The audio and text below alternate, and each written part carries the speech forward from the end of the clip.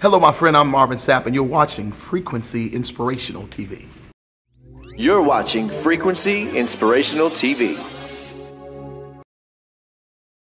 This is my 9th project, and I started out, my God, 23 years ago. And the last 5 years have been extremely bittersweet, but, you know, from a career standpoint, just unbelievably successful with millions of records sold. And I'm just excited about the new project, looking forward to bigger and better things.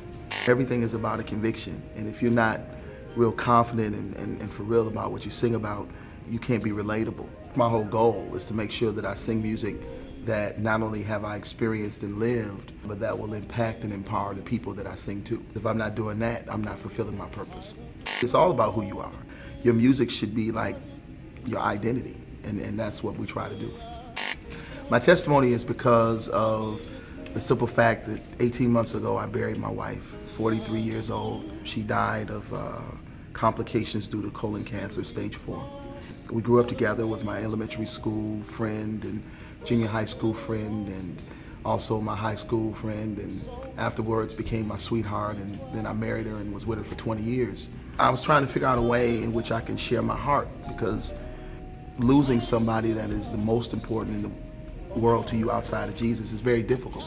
So my testimony is literally my way of how I dealt with losing her, and it's therapeutic for me to be able to share my heart and be open and honest and transparent. Even though I lost her, I didn't lose, but I maintained my faith in the midst of it all. I found it very fulfilling to be able to express it, because at first I couldn't figure out how I felt. I didn't really understand, and still don't understand, why out of all the people in the world that God could have took, why would he take somebody that I really felt like I needed? But what God was really trying to share with me is that even though she's gone physically, there's still a lot of parts of her that are here, my kids, things that she said, and most importantly, I think he was really just trying to show me that in the midst of it all, that he's dependable and that I can make it through any situation. And that's what my testimony is all about.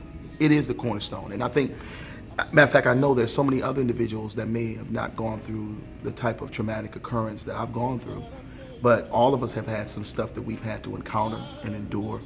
And when we look back over our lives, we should be able to say, I made it. It's not about how you come through, it's that you come through. And that's what it's really all about. My favorite song is called I Win. I Win is more of a declaration, if you will.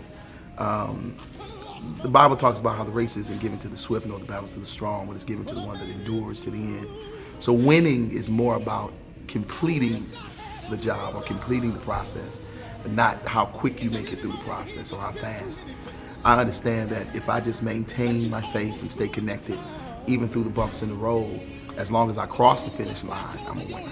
I'm still going through challenges as it pertains to, dealing with teenage children. But, I'm gonna make the declaration before everybody and their mama, I'm a winner in spite of. I may not understand it completely, but I understand God's sovereignty to the point that he would never lead me to a situation and leave me in it. But his whole purpose is to take me through it. And there are lessons that we need to learn in the process. And I think once we learn the lesson, that's when we become a winner. That's the reward. Knowledge is power. Another song on there called Deeper, which really challenges us to really establish a stronger, more concrete relationship with God. Another song called Keep It Moving, which challenges people to understand that even though you go through things, that you're not supposed to stop midstream, but you're supposed to keep going. Another song there called Never, which is like a Fred Sanford kind of groove. And that song really speaks to how God has never forsaken us, never forgotten us. There's never been a time when he's let us down. It talks about the consistency of God. So this whole record of I Win really speaks to the fact that people really need to understand that God is consistent, he's always there. And all of these songs are to motivate, if you will, the believer to not quit in the midstreams of life, but to keep moving in spite of it. Back in the day, there was particular lyrical content that really meant something. When you heard a love ballad, you really understood that it may not have been sensual love, but it may have been just some form of love and compassion and things of that nature, and it's not like that anymore. No disrespect, but I just don't think that you have to be as talented in this day and time as you did back then.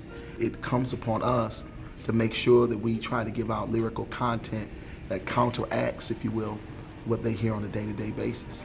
And we have to be very, very wise in our approach. Because the Bible says, you know, the one that wins souls, that they're wise individuals. So we have to be very wise in our approach. And I'm excited about being in this new move of music and to have the opportunity to try to deliver songs that can combat, if you will, all the negativisms that we hear on a consistent basis. You're watching Frequency Inspirational TV. To watch more exclusive interviews of your favorite inspirational artists, log on to frequencyinspirationaltv.com or your favorite Radio 1 station website.